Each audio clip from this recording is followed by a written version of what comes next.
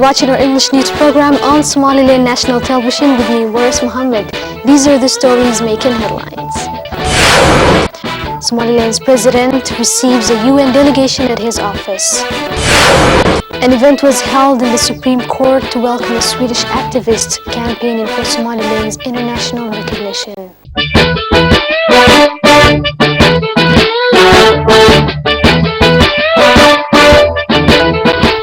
President of Somaliland Ahmed Mohamed Mahmoud Silani received at his office a large delegation led by the Deputy of the UN Envoy for Somaliland and Somalia. During this meeting, the President and his keynote guests discussed the peace and stability in Somaliland, as well as the current droughts and the role that UN can possibly play in providing the people of Somaliland with assistance during these dire conditions. The President, the delegation and the Cabinet ministers also attended, discussed the political situation of Somaliland and the upcoming presidential elections. Among the other issues discussed during this meeting was ways of strengthening the relations between Somaliland and the UN, as well as the condition of the Yemeni refugees in Somaliland. Somaliland's Minister of Foreign Affairs informed the media on the points of significance discussed during this meeting. On the other hand, the head of humanitarian development for the UN, also leading the delegation, expressed admiration to the stability and prosperity achieved by Somaliland and the efforts Somaliland is making in assisting Yemeni refugees and welcoming them to the country. In conclusion, he expressed admiration to Somaliland's success in maintaining the peace within, while some neighboring countries in the region are facing security issues. He added that the UN will implement several developmental projects in the near future.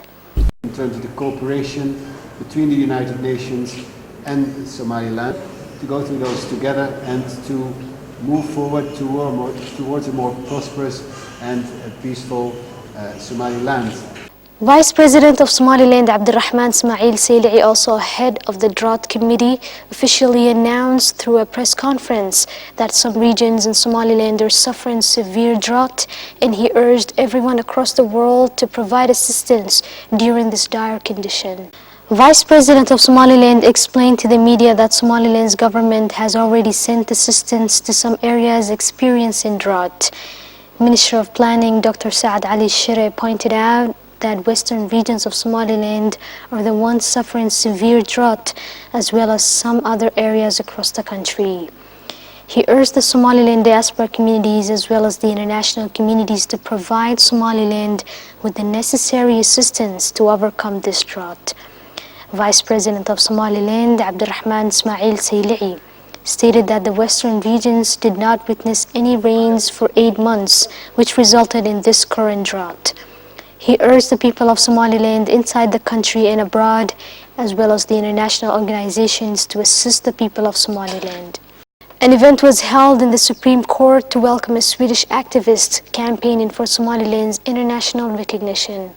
Chairman of Somaliland's Supreme Court Adan Haji Ali stated that Professor Michael Torrizon has been regularly visiting Somaliland for the past 19 years.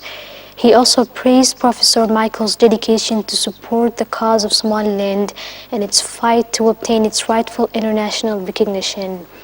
The chairman also pointed out that Professor Michael has invited many Somalilanders to Sweden in the past few years to take part in international conferences and events. On the other hand, the chairman explained that he participated in many events where he debated with international intellectuals on Somaliland's cause and introduced many people to Somaliland's history. Chairman of the Supreme Court spoke about the importance of acknowledging the hard work and efforts of Professor Michael in supporting Somaliland's cause. He urged all the Somaliland diaspora communities to assist Professor Michael in his efforts in campaigning for Somaliland's cause among the international communities. Eventually, Professor Michael expressed admiration to Somaliland's efforts in obtaining the international recognition and urged the people of Somaliland to continue making such efforts and work together in achieving national goals. And that's all the news for now. Thanks for watching and take care.